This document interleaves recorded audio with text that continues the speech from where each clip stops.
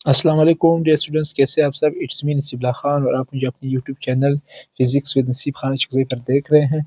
आज हमारे पास एक नेक्स्ट टॉपिक है। हमारे पास वेक्टर्स चैप्टर नंबर 1 हम एमडीकेट, ईकेट और ये जो एंट्रेंस एग्ज़ाम के कोर्स को लेके चला रहे हैं, इसके हवाले से हमारा एक सेकंड टॉपिक है चैप्टर नंबर 1 का, जिसका नाम है मल्टीप्लिकेशन ऑफ वेक्टर्स।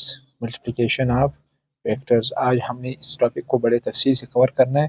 इससे पहले हमने एडिशन पढ़ा था, एडिशन के फार्मूले, इनके कॉन्सेप्ट्स। अगर आपने वो लेक्चर नहीं देखा हुआ तो प्लीज़ वो लेक्चर ज़रूर देख लीजिएगा, क्योंकि उस लेक्चर में बहुत सारे अच्छे अच्छे कॉन्सेप्ट्स कवर किए गए हैं।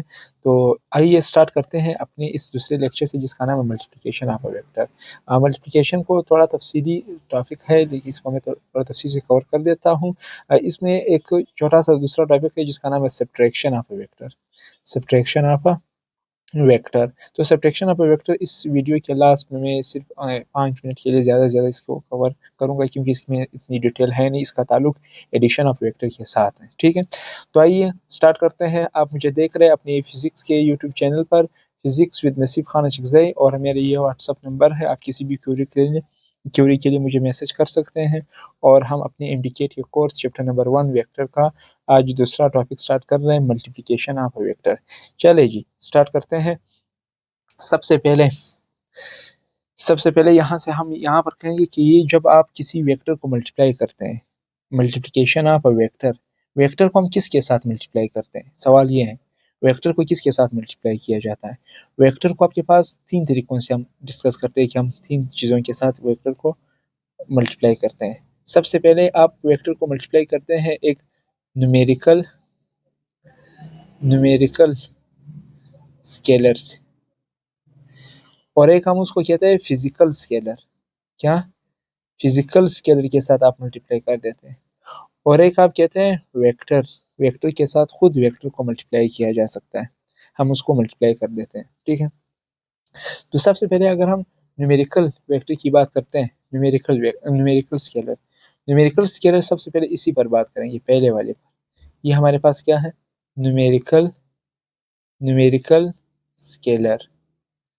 न्यूमेरिकल स्केलर में आप सबसे पहले ये बात याद रखिएगा, न्यूमेरिकल का लफ्ज निकला है, न्यूमेरिकल वाला लफ्जी मतलब क्या है? न्यूमेरिकल का लफ्जी मतलब है number, number multiply by vector. यानी जब आप किसी नंबर को किसी वेक्टर के साथ मल्टीप्लाई कर देते हैं, तो हमारे पास जब नंबर को किसी वेक्टर के साथ मल्टीप्लाई किया जाता है, तो उसका क्या आपके पास प्रोडक्ट आता है, रिजल्ट नहीं है। रिजल्ट तो हमारे पास या सब्ट्रैक्शन में आता है या एडिशन में आता है, हम यहाँ पर प्रोडक्ट का नाम लेंगे, ठीक है। तो जो हमारे पास नतीजा आता है मल्टीप्लिकेशन के नतीजे में जो चीज़ आती है उसी को उसको प्रोडक्ट कहते हैं, ठीक है। तो मैं एक नंबर को जब वेक्टर के साथ मल्टीप्लाई कर देता हूँ, तो इसके मैं कुछ केसेस आपके सामने डिस्कस करने लगा हूँ, कुछ केसेस आपके सामने इसके डिस्कस करता हूँ।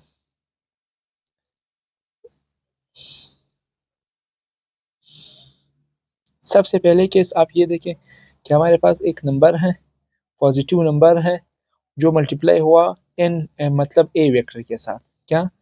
एक पॉजिटिव नंबर है जो ए वेक्टर के साथ मल्टीप्लाई हुआ। हमारा सवाल ये है कि उसके डायरेक्शन और उसके मैग्नीट्यूड, सबसे पहले उसके मैग्नीट्यूड और उसके डायरेक्शन पर क्या फ़र्क पड़ेगा, और इसका एग्जाम्पल क्या होगा। समझ रहे हैं? सबसे पहले मैंने क्या कहा कि जब आप किसी नंबर को, प्लस नंबर को मल्टीप्लाई करते हैं किसी वेक्टर के साथ, उसके मैग्नीट्यूड और डायरेक्शन को क्या फ़र्क पड़ता है और उसका एग्जाम्पल क्या है। तो हम यहाँ पर कहेंगे कि वो जो उसका मैग्नीट्यूड है, magnitude increases N times.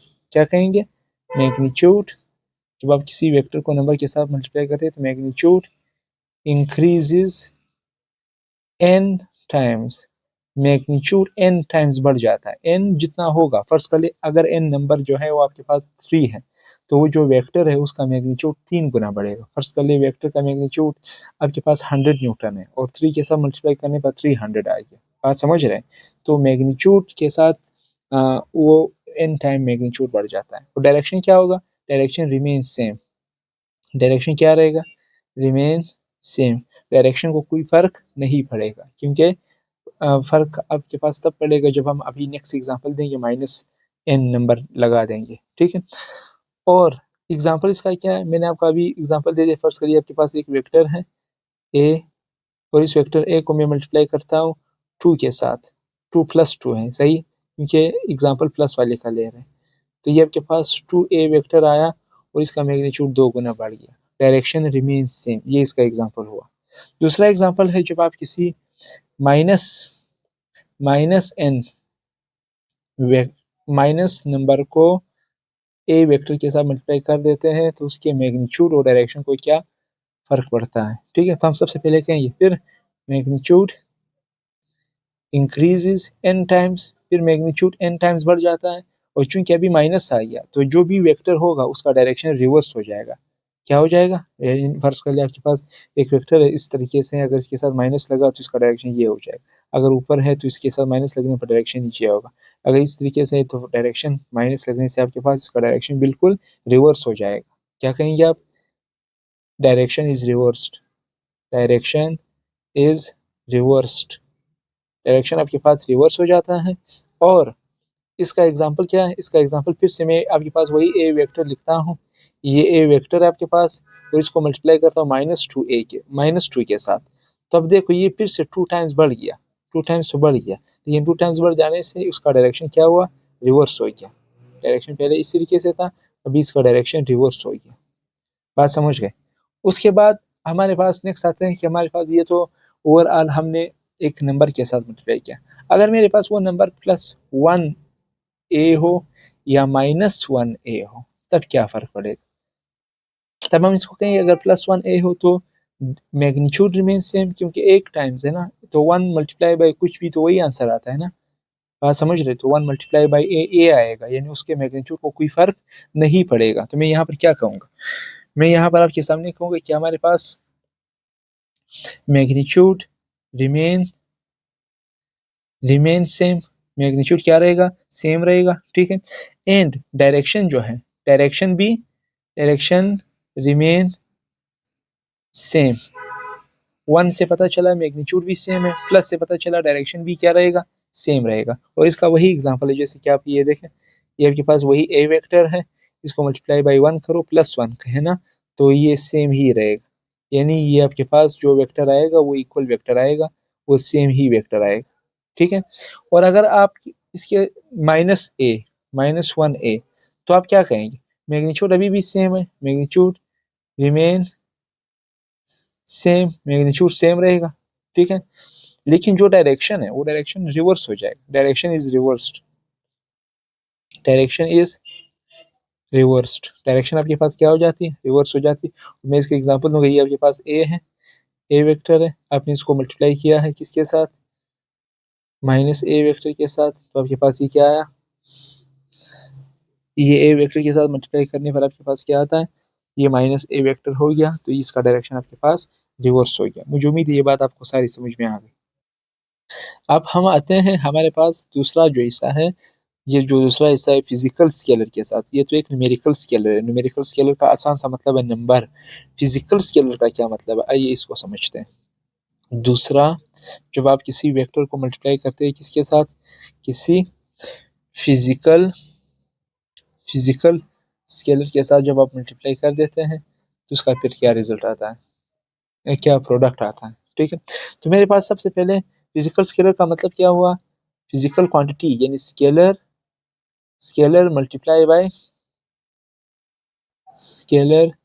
Multiply by vector. जब आप किसी स्केलर को मल्टीप्लाई करते हैं किसके साथ, वेक्टर के साथ, तो आप याद रखिएगा उसका रिजल्ट हमेशा आपके पास एक वेक्टर क्वांटिटी आती, क्या आती, वेक्टर क्वांटिटी। और इसका आसान सा एग्जांपल आपके पास क्या है, ये मास है, मास मल्टीप्लाई बाय वेलोसिटी, और प्रोडक्ट में क्या बना, मोमेंटम आया, या मास मल्टीप्लाई बाय एक्सेलरेशन, प्रोडक्ट में क्या आया आपके पास, फोर्स आया। बात समझ रहे, ये हमारे पास एक फिजिकल स्केलर को मल्टीप्लाई करने का रिजल्ट आया और प्रोडक्ट आया जब आप किसी वेक्टर के साथ उसको मल्टीप्लाई कर देते हैं। तीसरे चीज जिसके ऊपर हम बात करेंगे बड़ी तफसील से, लेकिन यहाँ पर हम बात नहीं कर सकते उस पर, एक वेक्टर को जब आप तीसरे नंबर पर आते हैं, वेक्टर को मल्टीप्लाई करते हैं वेक्टर के साथ, तो जब आप किसी भी वेक्टर को मल्टीप्लाई करते हैं वेक्टर के साथ तो आपको दो चीजें देखने को मिलेगी। दो आपके पास प्रोडक्ट आने के चांसेस हैं, दो प्रोडक्ट, ठीक है। पहला जो प्रोडक्ट आने का चांस है वो आपके पास ये है कि वेक्टर को आपके पास एक वेक्टर ए है, उसको मल्टीप्लाई करें वेक्टर बी के साथ, तो इसका रिजल्ट आपके पास एक स्केलर आ सकता है, सी स्केलर आया। या एक वेक्टर ए को मल्टीप्लाई किया बी के साथ, तो इसका रिजल्ट या प्रोडक्ट एक वेक्टर आ सकता है, ठीक है। तो इसको हम बोलते हैं स्केलर प्रोडक्ट या डॉट प्रोडक्ट, तो इसको हम बोलते हैं क्रॉस प्रोडक्ट, जो हमारे इंडिकेट के कोर्स का एक बाकायदा पूरा टॉपिक है जिसको हम इंशाल्लाह कवर करेंगे, ठीक है। तो ये हुआ एक वेक्टर को नंबर के साथ, फिजिकल स्केलर के साथ और वेक्टर के साथ मल्टीप्लाई करने का नतीजा, ठीक है। इस टॉपिक को हम इंशाल्लाह एक बड़े तफसीली अंदाज में कवर करने वाले हैं, ठीक है। अब हम आते हैं हमारे पास कंपोनेंट्स ऑफ अ वेक्टर, किसके ऊपर बात करते हैं, कंपोनेंट्स। अच्छा, कंपोनेंट्स ऑफ अ वेक्टर के ऊपर बात करने से पहले मैं लिखूंगा subtraction of a vector, subtraction of a vector, इसको भी कवर कर देते हैं। सब्ट्रैक्शन ऑफ अ वेक्टर कब होता है, सब्ट्रैक्शन ऑफ अ वेक्टर ऐसे होता है कि जब आप किसी भी वेक्टर को एडिशन का अगर रिवर्स लिया जाए, अगर दो वेक्टर्स के एडिशन का रिवर्स लिया जाए, तो वो जो रिजल्टेंट आता है उसी को हम क्या कहेंगे, उसी को हम आपके पास सब्ट्रैक्शन ऑफ अ वेक्टर कहेंगे। तो सब्ट्रैक्शन ऑफ अ वेक्टर अगर आपको लिखना हुआ तो आप क्या लिखेंगे, the subtraction of a vector is equivalent to the reversed process of addition, क्या कहें, the subtraction of a vector is the reversed equivalent to the reverse of addition। अच्छा, इसका मतलब क्या हुआ, इसका मतलब ये हुआ, फर्ज करें आपके पास एक वेक्टर है, एक वेक्टर ए है, एक वेक्टर बी है, ये वेक्टर ए हुआ और ये वेक्टर बी हुआ आपके पास। अगर आपको ए और बी को प्लस करना है, ये ए है और ये आपके पास क्या है, बी है, ठीक है। आप इन दोनों को प्लस कर दें, ए को प्लस कर दें किसके साथ, बी के साथ, तो आपको जो रिजल्ट में मिलेगा वो आपके पास रिजल्टेंट वेक्टर आर है। ये बात समझ रहे, ये आपने क्या किया, ए प्लस बी किया। लेकिन अगर आपसे कहा जाए कि यही जो आपके पास ए, ये जो आपके पास इधर क्या नज़र आ रहा है, ए नज़र आ रहा है, ठीक है।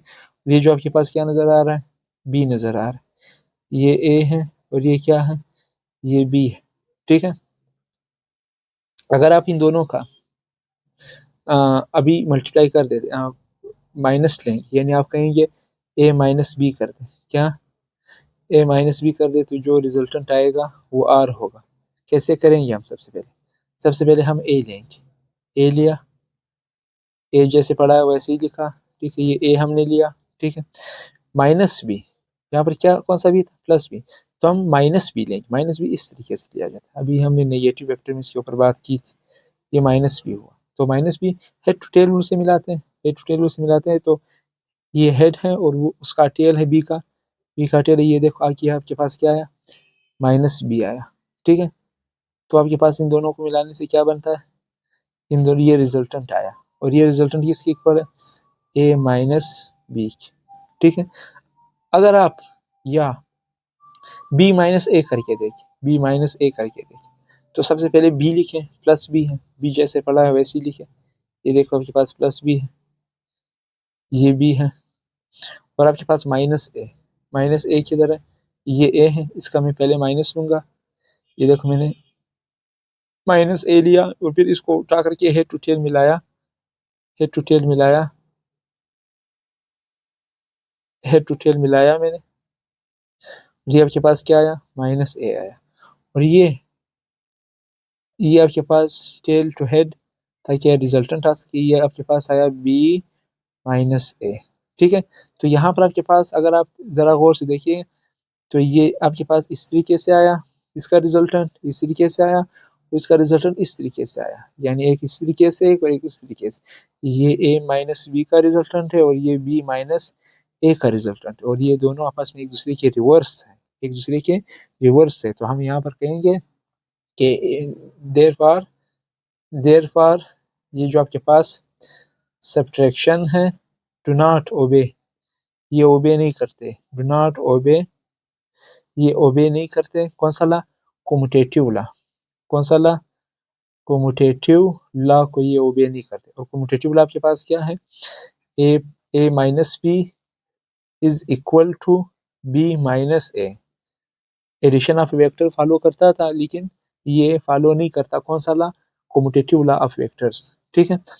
तो इस वजह से अगर हम यहाँ पर, मैंने अभी आपसे एक बात कही, मैंने ये कहा कि ये जो आपके पास इसका रिजल्टेंट ये इस तरीके से और इसका रिजल्टेंट इस तरीके से, बात समझ है, तो इन दोनों रिजल्टेंट के बीच में कौन सा एंगल बन रहा है, 180 डिग्री। तो यानी a minus B, B minus A के इक्वल तब होगा जब हम उसको वापस रिवर्स करेंगे, ठीक है। मैं क्या कहना चाह रहा हूँ, मैं ये कहना चाह रहा हूँ a minus B, B minus A के इक्वल तो नहीं है, ये तो अभी हमने पढ़ लिया, a minus B, B minus A के इक्वल नहीं है, लेकिन a minus B, B minus A के इक्वल तब होगा जब आप इसके साथ यहाँ पर क्या लगाएंगे, माइनस, इन माइनस लगाने का मतलब इसको वापस a माइनस बी को वापस रिवर्स करे तो b माइनस ए के डायरेक्शन में आ जाएगा, और ये माइनस उसके 180 डिग्री को जाहिर कर रहा है। मुझे उम्मीद है ये पूरी कहानी आपको यहाँ से सब्ट्रैक्शन की क्लियर हो गई। तो ये एक छोटी सी कहानी थी सब्ट्रैक्शन की। और एक बात याद रखिए, a minus B and b minus A, angle between, क्या कहेंगे आप, angle between a minus B and b minus A is 180 degree, इन दोनों के बीच में जो एंगल होगा वो 180 डिग्री होगा। ये पूरी कहानी आपको यहाँ से ओवरऑल समझ में आ गई, ठीक है। अब हम आते हैं, क्या पढ़ते हैं, कंपोनेंट्स ऑफ अ वेक्टर पढ़ते हैं। आइए स्टार्ट लेते हैं। हमारे पास rectangular components of a vector, क्या कहेंगे, rectangular components of a vector. सबसे पहले आप कार्टेशियन कोऑर्डिनेट सिस्टम के मुताबिक जानते हैं कि ये मेरे पास अगर वाई एक्सिस है तो ये मेरे पास कौन सा एक्सिस होगा, एक्स एक्सिस होगा, ये एक्स एक्सिस है और ये वाई एक्सिस, ये दोनों वेक्टर हैं। और इसका जो यूनिट वेक्टर है वो आई यूनिट वेक्टर है, इसका जो यूनिट वेक्टर है वो जे यूनिट वेक्टर है। और अगर एक थर्ड एक्सिस आए जिसको हम जी एक्सिस कहेंगे वो के यूनिट वेक्टर होगा, उसका यूनिट वेक्टर। मेरे पास में एक पोजीशन वेक्टर यहाँ ड्रा कर देता, ये एक वेक्टर आपने फर्ज कर लिया यहाँ पर ड्रा कर दिया, और इस वेक्टर को मैं फर्ज कर लिया, इस पोजीशन वेक्टर का मैं नाम रखता हूँ ए वेक्टर, ठीक है। तो इस ए वेक्टर का जो एक्स एक्सिस के साथ एंगल बन रहा है, उस एक्स एक्सिस के साथ जो एंगल बन रहा है उसको मैं कहूँगा थीटा, बात समझ रहे हैं, थीटा कहूँगा, ठीक है। तो इसके दो कंपोनेंट्स, इस ए के एक कंपोनेंट है अलोंग एक्स एक्सिस, एक हिस्सा जो इसका है अलोंग एक्स एक्सिस है, और एक हिस्सा है along Y axis, Y axis, ठीक है। जो इसका एक्स एक्सिस का हिस्सा है इसको क्या कंपोनेंट है, उसको ए एक्स वेक्टर कहेंगे, जो वाई एक्सिस का हिस्सा है उसको क्या कहेंगे, ए वाई वेक्टर कहेंगे। और इन दोनों हिस्सों के बीच में अगर आप देखो तो इन दोनों के बीच में एंगल कितना, कौन सा बन रहा है, 90 डिग्री बन रहा है, बात समझ रहे हैं। ये जो किसी भी वेक्टर को हम ड्रा करते हैं और इनके बीच में वो कंपोनेंट्स जिनके बीच में एंगल 90 डिग्री बन रहा हो, उन कंपोनेंट्स को क्या कहेंगे, उन कंपोनेंट्स को हम कहेंगे रेक्टेंगुलर कंपोनेंट्स, क्या कहेंगे, रेक्टेंगुलर कंपोनेंट। दूस कंपोनेंट्स, दूस कंपोनेंट्स वो हिस्से, वो parts of a vector where angle is equal to 9, angle is equal to where angle, ये एंगल कंफ्यूजन उधर पहला ना कर, एंगल बिटवीन कंपोनेंट्स, ये या वाजे रही, angle between components is equal to 90 degree, जिसको हम परपेंडिकुलर भी कहेंगे, समझ रहे हैं। अगर हम देखें ना तो ये यहाँ से आप एक चीज याद रखिएगा, ये जो रेक्टेंगुलर कंपोनेंट्स है ये सिंपल कंपोनेंट्स भी हो सकते हैं और रेक्टेंगुलर कंपोनेंट्स भी हो सकते हैं। ये देखें, रेक्टेंगुलर कंपोनेंट्स ज्यादा से ज्यादा कितने होंगे, रेक्टेंगुलर कंपोनेंट्स ज्यादा से ज्यादा आपके पास, रेक्टेंगुलर कंपोनेंट्स ज्यादा से ज्यादा आपके पास 3 हो सकते हैं, कम से कम 2 हो सकते हैं, क्योंकि अगर हम एक्स और वाई एक्सिस की बात करते हैं तो 2 कंपोनेंट्स, एक एक्स और एक वाई का, और अगर हम 3 एक्सिस की बात हो वो 3 कंपोनेंट्स होंगे, एक्स वाई और जी का, और अगर आप यहाँ से ड्रा करके देखें ना, तो एक x का है, एक y का है, ठीक है, एक x का है, एक y का है, वही एक z का होगा, z का भी आप ड्रा कर सकते हो। यहाँ पर मैं इसको इस तरीके से ड्रा कर दिए, z का कंपोनेंट भी आपके पास आ सकता है इस तरीके से, ताकि इनटू द पेज, बात समझ रहे, तो फिर आपके पास ये तरीका है, बात समझ रहे।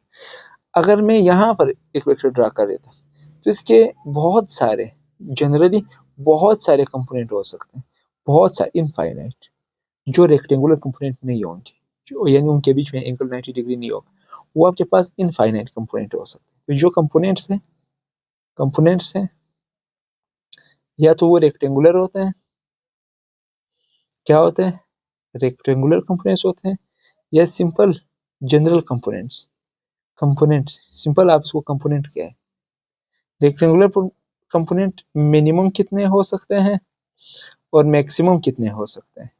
मिनिमम मैंने बता दिया 102 हो सकते हैं, कितने हो सकते हैं, 2 x और y, और मैक्सिमम कितने हो सकते हैं, 3 हो सकते हैं, x y और z। और जनरल कंपोनेंट्स आपके पास बहुत सारे हो सकते हैं, बात समझिए, जो हमारे टॉपिक का हिस्सा भी नहीं है, हम इसके ऊपर बात करेंगे भी नहीं, ठीक है। हम रेक्टेंगुलर कंपोनेंट्स के ऊपर बात करते हैं। अगर रेक्टेंगुलर के कंपोनेंट्स के ऊपर आप बात कर रहे हो, तो मैं सबसे पहले यहाँ पर लिखता हूँ rectangular components of a 2D plane, क्या कहेंगे, रेक्टेंगुलर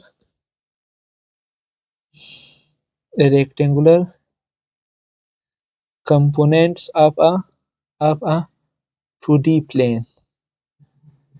हम 2D प्लेन के ऊपर बात करते हैं, बात समझ रहे। और अगर हमें 2D प्लेन का समझ में आ जाता है तो फिर हम 3D प्लेन के ऊपर भी बात कर देंगे, ठीक है। पहले rectangular component of a 2D plane. अब यहाँ पर कुछ एक्सेप्शंस है, बात समझ रहे। इनमें सबसे पहले डायग्राम से ही आपको पूरी वजाहत कर दूंगा, जो आप लोग 9th से और जनरली फर्स्ट ईयर में पढ़ते रहे हो, ठीक है, जिसके साथ आप बहुत ज्यादा वाकिफ हो। हम यहाँ पर कहेंगे, ये जो हमारे पास एक वेक्टर है, ये जो हमारे पास एक वेक्टर, इस वेक्टर का नाम है ए वेक्टर, ठीक है। इसका एक कंपोनेंट इस तरफ होगा, उस कंपोनेंट को हम कहेंगे ए एक्स, और एक कंपोनेंट इस तरफ होगा, उस कंपोनेंट को हम कहेंगे ए वाई, बात समझ रहे हैं। अब हम क्या करते हैं, हम एक चीज पता है, यहाँ पर जो एंगल बनता है वो एंगल थीटा है, बात समझ रहे हैं। तो मैं कहूँगा ये जो ए वेक्टर है ये दो कंपोनेंट से बना हुआ है। कौन कौन से कंपोनेंट, एक कंपोनेंट ए एक्स वेक्टर है प्लस एक कंपोनेंट ए वाई वेक्टर, बात समझ रहे हैं। अगर मुझे ए एक्स वेक्टर कंपोनेंट निकालना हुआ तो मुझे पता है मुझे क्या करना है, एक कॉस थीटा लगाना पड़ता है, ये आप बहुत मशहूर करना चाहते हैं। और अगर मुझे ए वाई कंपोनेंट निकालना हो तो मुझे पता है ए साइन थीटा लगाना पड़ेगा, क्या, ए साइन थीटा। आप ए साइन थीटा के जरिए से आप उसको निकाल सकते हो, ठीक है। लेकिन अगर मुझे इन दोनों के बीच में एंगल का पता करना हो तो एंगल पता करने के लिए आपको पता है आप टेंजेंट थीटा का इस्तेमाल करते हैं। टेंजेंट थीटा क्या है, परपेंडिकुलर अपॉन बेस। परपेंडिकुलर आपके पास कौन है, परपेंडिकुलर आपके पास ए वाई है, और बेस कौन है, ए एक्स है। तो A Y divided by A X, तो आपके पास ये थीटा किसके इक्वल आया, टेंजेंट प्लस 1 है, वहां जाएगा तो इनवर्स हो जाएगा, A Y divided by A X. ये आपके पास डायरेक्शन निकालना आ गया। डायरेक्शन आप साइन थीटा से भी निकाल सकते हो और कॉस थीटा से भी निकाल सकते हो, लेकिन जब आपको बेस और परपेंडिकुलर दिए गए तो फिर आप जनरली टेंजेंट थीटा से निकाल लेते हो, ठीक है। तो थीटा आप साइन थीटा और कॉस थीटा से भी निकाल सकते हो, जो जो आप लोग आमतौर पर पढ़ते तो नहीं है, लेकिन खैर निकाला तो जा सकता है ना। सम पीपल हैव, वो जो आप फार्मूला पढ़ते रहे हो ना, परपेंडिकुलर अपॉन हाइपोटेन्यूज। परपेंडिकुलर कौन है आपके पास, अच्छा, आप अगर इसका ये तो डायरेक्शन हो गया, और अगर आप इसका मैग्नीट्यूड निकालना चाहें तो मैग्नीट्यूड निकालने के लिए आपके पास फार्मूला क्या था, ए का मैग्नीट्यूड निकालने के लिए फार्मूला क्या होता था, ए X square plus A Y square, बात समझ रहे हैं। और यहाँ से आप एक और चीज भी याद रखें कि ये जो ए है, ये जो ए वेक्टर है, ये आपके पास किसकी इक्वल होगा, ये जो ए वेक्टर है ये आपके पास इक्वल होगा ए एक्स वेक्टर है। तो ए एक्स साथ में I unit vector plus A Y vector है, साथ में जे यूनिट वेक्टर होगा, बात समझ रहे हैं। ये हमारे पास ओवरऑल एक आ गया 2D प्लेन के ऊपर चूंकि बात हो रही है। लेकिन ये तो है जनरल केस। जनरल केस में जैसे कि हम थीटा क्या लेते हैं, एक्स एक्सिस के रिस्पेक्टिव से लेते हैं। लेकिन मैं वो केस के ऊपर भी बात करूंगा, केस वन, इसको मैं केस वन कहूंगा, केस वन। अब मैं बात करता हूँ केस टू पर। किस पर? केस टू पर। यानी ये एक ऑप्शनल केस आपके पास आ जाता है, उसके ऊपर भी बात कर देते हैं ताकि यहाँ से सारी कंफ्यूजन आपको क्लियर रहे कि कभी कोई कंफ्यूजन नहीं रहे। यानी ये आपके पास एन एक्सेप्शनल केस है, एन एक्सेप्शनल केस आपके पास। ये क्या केस? ये केस ये है कि आपके पास एक एक्स एक्सिस है, ये वाई एक्सिस है, ये आपके पास कौन सा एक्सिस है? X axis.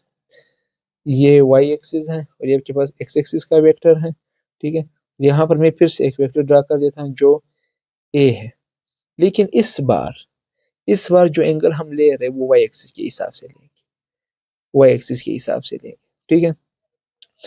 पूरा पर्सपेक्टिव ही चेंज हो जाएगा, बात समझ रहे हैं, जब आप वाई एक्सिस के साथ एंगल ले लेते हैं। अगर हम इसको वापस ड्रा करना चाहें तो फिर हम इस तरीके से ड्रा कर देते थे। मैं कहूँगा ए जो है, ए वेक्टर जो है वो वापस दो कंपोनेंट से बना हुआ है, एक ए एक्स कंपोनेंट है और plus A Y component, A X component है और A Y component. A X component वापस A X I plus Y component A Y J unit vector की इक्वल है, ठीक है। वो बात सेम ही रहेगी। अगर इसका मैग्नीट्यूड निकालना चाहें, सबसे पहले अगर हम इसके उस पर बात, हाँ इंपॉर्टेंट बात, अगर ए एक्स कंपोनेंट का आप मालूम करना चाहो और ए वाई कंपोनेंट, अब कैसे मालूम करेंगे? पहले एक्स कंपोनेंट मालूम करने के लिए हमने कॉस थीटा लगाया था, अब साइन थीटा, ए साइन थीटा आप लगा देते हैं, बात समझ रहे हो। और जो वाई कंपोनेंट है उसके लिए आप ए कॉस थीटा, मैं इस केस की बात कर रहा हूँ, ये जो आपको नजर आ रहा है, ये जो आपको नजर आ रहा है एक्स ए कॉस थीटा, तो मैंने कॉस थीटा की जगह साइन थीटा लगाया, और A Y A sine theta है तो मैंने साइन थीटा की जगह यहाँ पर कॉस थीटा लगा है। यहाँ से पर्सपेक्टिव चेंज, क्योंकि एंगल ही चेंज हो गया तो उसके हिसाब से पर्सपेक्टिव ही चेंज हो जाएगा आपके पास, बात समझ रहे हैं। ये चीज़ हो गई।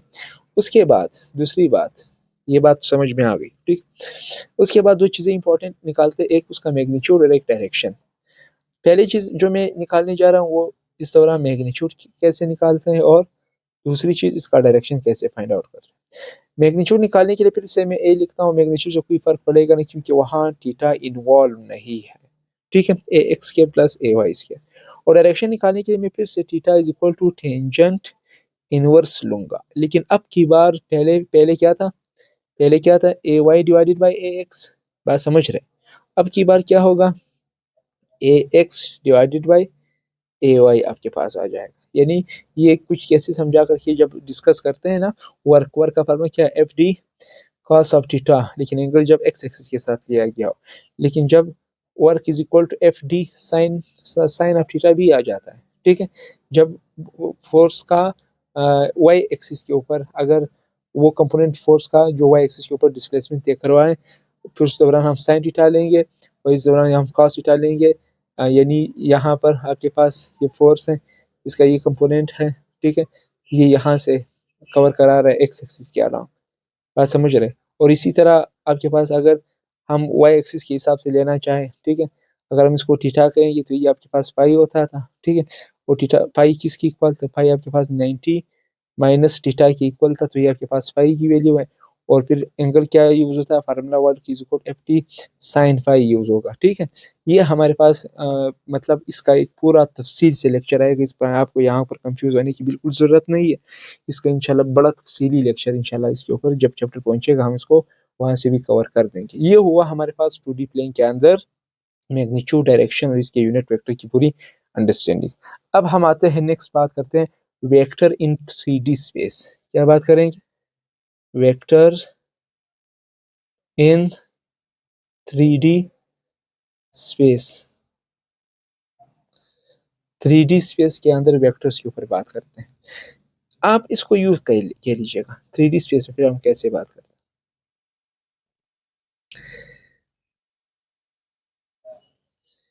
आप इसको यूं कहें कि ये आपके पास यहाँ से स्टार्ट लें, यहाँ से स्टार्ट, ये आपके पास एक्स एक्सिस है, ये वाई एक्सिस है और ये जी एक्सिस है, और आपके पास कोई वेक्टर है जो इधर बन रहा है। तो वेक्टर का पहले मैं एक्स एक्सिस के साथ एंगल लूंगा, वो एंगल एक्स एक्सिस के हिसाब से हुआ, उस एंगल को मैं अल्फा कहूँगा, ठीक। फिर वही एंगल बी एक्सिस के हिसाब से लूँगा, ठीक है, और उस एंगल को मैं कहूँगा बीटा। और एक एंगल होगा जी एक्सिस के हिसाब से, और उस एंगल को मैं कहूँगा अल्फा बीटा गेमा। समझ रहे? अब अगर मुझे तीन चीज़ें यहाँ पर निकालनी भी है, ए एक्स, एक कंपोनेंट ए एक्स है, और एक कंपोनेंट ए वाई है, और एक कंपोनेंट ए जी है, तो एक्स क्या होगा? याद रखो, ए एक्स होगा A cos of alpha. A Y क्या होगा? अब याद रखो, अब ये साइन वाली बात नहीं आ गई। अब फिर से आप लिखेंगे ए कॉस ऑफ बीटा। बात समझ रहे? बीटा वाला एंगल भी कॉस में लिखेंगे आप जब 3D की बात करते हो। और ए जी में आप क्या लिखेंगे? ए कॉस ऑफ गेमा। ये आपके पास उनके तीन कंपोनेंट्स निकालने के ऊपर बात होगी, ठीक है। अब जब आप इसका मैग्नीट्यूड मान, क्योंकि यहाँ पर डायरेक्शन तो किसी एक के लिए स्पेसिफिक है नहीं ना, क्योंकि तीनों के लिए अलग अलग डायरेक्शन है। अल्फा एक्स के हिसाब से होगा, बीटा वाई के साथ, और गेमा जेड के हिसाब से होगा। लेकिन अगर हम मैग्नीट्यूड निकालना चाहें तो मैग्नीट्यूड ए का मैग्नीट्यूड निकालने के लिए आप क्या कहेंगे? ए का मैग्नीट्यूड आप कहेंगे ए X square plus A Y square plus A C square. और हम ओवरऑल कहेंगे कि वो जो वेक्टर ए है वो बना हुआ है किससे? ए एक्स प्लस उसके तीन कंपोनेंट्स, एक एक्स एक्सिस के अलॉन्ग, एक वाई एक्सिस के अलॉन्ग, और एक जी एक्सिस के अलॉन्ग। ये आपके पास उसके तीन कंपोनेंट्स भी आ गए। मुझे उम्मीद है ये पूरी कहानी आपको यहाँ से क्लियर आउट हो गई। चले जी, अब हम नेक्स्ट यहाँ पर एक नेक्स्ट चीज़ पढ़ते हैं कि जब वेक्टर किसी भी क्वाड्रेंट के अंदर पड़ता है तो वो किस क्वाड्रेंट में है और इसका उस क्वाड्रेंट के हिसाब से कौन सा एंगल बन रहा है, इसको ट्रेस कैसे करें। तो how to trace a vector with its respective quadrant using, हम यहाँ यूज करेंगे दो एंगल, एक थीटा है और एक पाई है आपके पास। समझ रहे? सबसे पहले मैं यहाँ पर आपके सामने कोशिश करता हूँ कि आपके सामने बना दूँ। ये आपके पास चार क्वाड्रेंट्स के ऊपर बात करूँगा, चार क्वाड्रेंट्स पर। एक क्वाड्रेंट, दूसरा क्वाड्रेंट,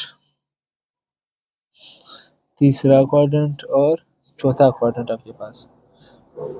सबसे पहले इसको मैं यहाँ से नाम देता हूँ, ये फर्स्ट क्वाड्रेंट, ये आपके पास सेकंड क्वाड्रेंट, ये आपके पास थर्ड क्वाड्रेंट, ये आपके पास फोर्थ क्वाड्रेंट। क्वाड्रेंट का पूरा कॉन्सेप्ट तो आप लोग 9th से ही जानते हो। देखो, हमारे पास अगर ये एक्स एक्सिस वाई एक्सिस है, ये एक्स एक्सिस है, तो ये पॉजिटिव एक्स है, ये नेगेटिव एक्स है, ये पॉजिटिव वाई है, ये नेगेटिव वाई। और यहाँ इस वाले हिस्से को हम कहते हैं जो 90 डिग्री एंगल बन रहा है, ये फर्स्ट क्वाड्रेंट है। और जो इसके साथ एंगल बन रहा है वो 180 डिग्री बन रहा है। और यहाँ जो एंगल बन रहा है वो आपके पास ओवरऑल 370 डिग्री बन रहा है। और जो कंप्लीट चक्कर होगा तो ये आपके पास 360 डिग्री बनेगा। तो फर्स्ट क्वाड्रेंट लाई करता है 0 और 90 डिग्री के बीच में, सेकेंड क्वाड्रेंट 90 और 180, और थर्ड क्वाड्रेंट 180 270, और थर्ड क्वाड्रेंट फोर्थ क्वाड्रेंट आपके पास 270 और 360 के बीच में लाई करता है। ठीक है, तो ये कॉन्सेप्ट आप पहले से ही जानते हो। ठीक है, मैं उसमें नहीं जाऊंगा, मैं सिर्फ एक वेक्टर लूंगा जो पहले फर्स्ट क्वाड्रेंट में हो, फिर सेकंड क्वाड्रेंट में हो, थर्ड फोर्थ क्वाड्रेंट में, उसके रिस्पेक्टिव एंगल कौन कौन से बनते हैं और इसका क्या कॉन्सेप्ट है। देखो, सबसे पहले यहाँ पर एक चीज याद रखें, ये आपके पास क्या है, ये आपके पास फर्स्ट क्वाड्रेंट, ये मैंने कौन सा क्वाड्रेंट बनाया, ये फर्स्ट क्वाड्रेंट। अब यहाँ देखिए, ये आपके पास फर्स्ट क्वाड्रेंट के अंदर एक वेक्टर है, ये मैंने बना दिया। ये सेकंड क्वाड्रेंट के अंदर एक वेक्टर है, ये बना दिया। अब थर्ड क्वाड्रेंट में देखिए,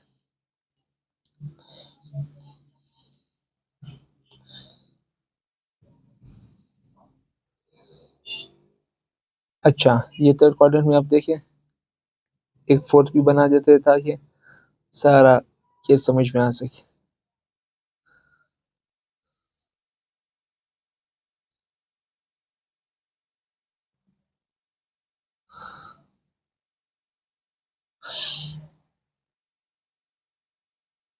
ये आपके पास एक वेक्टर ये है, और एक वेक्टर आपके पास फोर्थ क्वाड्रेंट में लाई कर रहा है, ठीक है। तो ये आपके पास कौन सा क्वाड्रेंट है, फर्स्ट क्वाड्रेंट, ये सेकंड क्वाड्रेंट के अंदर वेक्टर लाई कर रहा है, ये थर्ड क्वाड्रेंट के अंदर और ये फोर्थ क्वाड्रेंट के अंदर।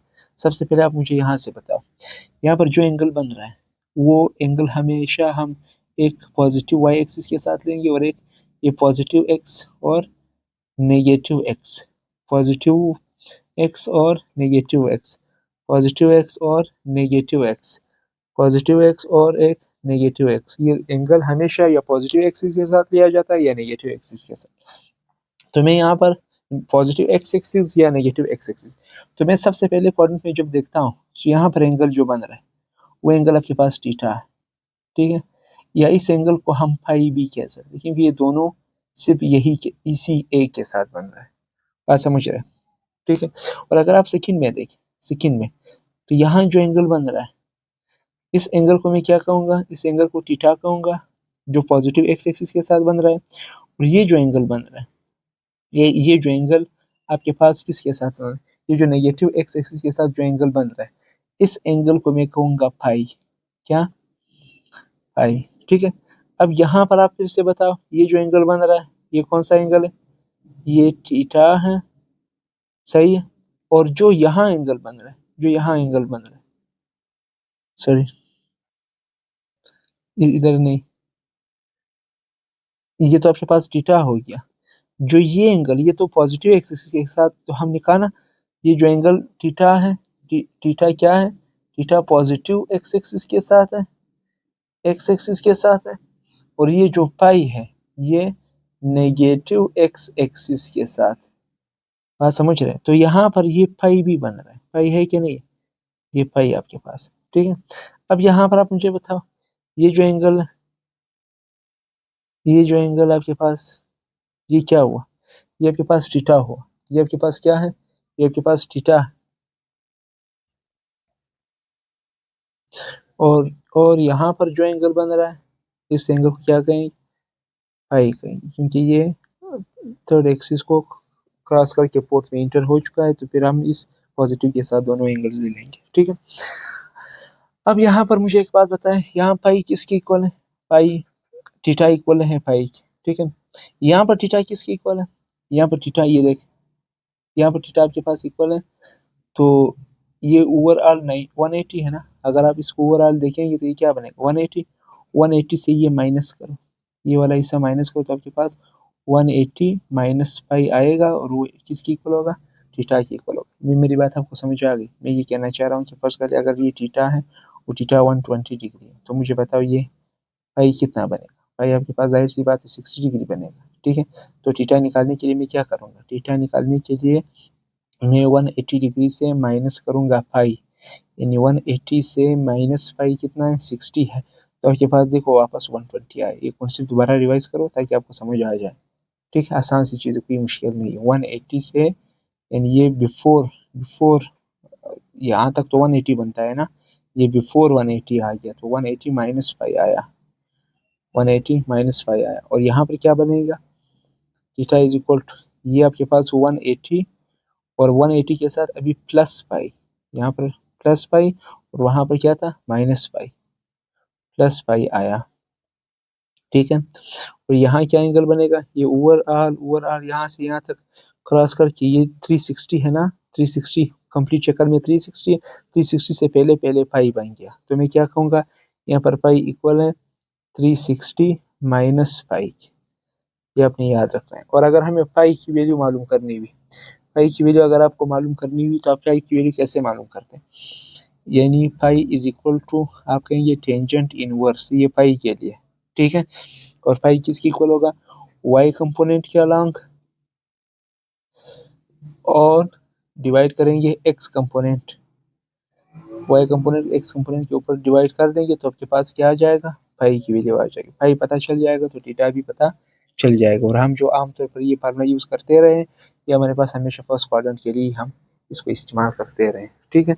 और जहाँ तक फिर हम कहेंगे थीटा, थीटा का ताल्लुक थीटा इज बिटवीन, थीटा किसके बीच में होगा 0 एंड 180 डिग्री, 0 और 180 डिग्री के दरमियान कौन होगा, थीटा। अच्छा एक दो दो इम्पोर्टेंट जुमले जो एक चीज़ आपके साथ यहाँ पर कवर कर देता हूँ मैं। फाई क्या है? Phi is angle created with positive या नेगेटिव एक्स एक्सिस। और आपके पास ये दूसरा कौन सा है? थीटा क्या है?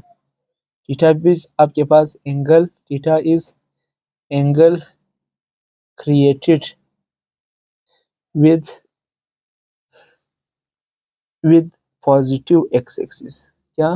With positive X axis in clockwise anticlockwise direction. कौन सा? Anticlockwise direction. बात समझ रहे हैं? यानी ये जो जुमला है यहाँ पर आप देखो, फाई को जहाँ पर भी आप देखेंगे या तो फाई जो है वो पॉजिटिव के साथ बन रहा है, देखो फाई या तो पॉजिटिव एक्स एक्सिस के साथ बन रहा है या नेगेटिव के साथ। ये देखो, या नेगेटिव के साथ बन रहा है या पॉजिटिव। तो मैं यहाँ पर पॉजिटिव नेगेटिव दोनों कह सकता हूँ। ये सेकंड क्वाड्रेंट की जब बात हो रही होती, सेकंड और थर्ड की जब हम बात कर रहे होते तो वो नेगेटिव के साथ बन रहा है, और फर्स्ट और फोर्थ की जब बात हो रही तो पॉजिटिव एक्स एक्सिस के साथ बन रहा है। बात समझ रहे हैं? तो इस जुमले को मुकम्मल अभी आपने समझ लिया, और ये जो कंफ्यूजन रही होगी वो भी आपको दूर हो गई। मुझे उम्मीद है ये पाई, थीटा और क्वाड्रेंट की पूरी कहानी आपको समझ में आ गई। तो इंशाल्लाह आपके साथ एक नेक्स्ट लेक्चर जिसका नाम होगा स्केलर और वेक्टर प्रोडक्ट के ऊपर आपसे मुलाकात होगी। बहुत इंपॉर्टेंट लेक्चर है, बहुत सारे कॉन्सेप्ट उसमें से आते हैं, और वो लेक्चर बड़ा लेंथी लेक्चर भी इंशाल्लाह ताला होगा। और हम फिर उस लेक्चर को कवर कर देने के बाद फिर बाकायदा तौर पर एक प्रैक्टिस वीडियो भी अपलोड कर देंगे। वो प्रैक्टिस वीडियो में आपको बहुत सारे कंफ्यूजन्स जो ओवरऑल हमने अभी तक कॉन्सेप्ट्स पढ़े उनके आपको कॉन्सेप्ट्स रिवाइज होना स्टार्ट हो जाएंगे। तो ये हुआ हमारा आज का लेक्चर। इंशाल्लाह आपसे मुलाकात होगी एक नेक्स्ट लेक्चर में। तब तक के लिए अल्लाह हाफिज़।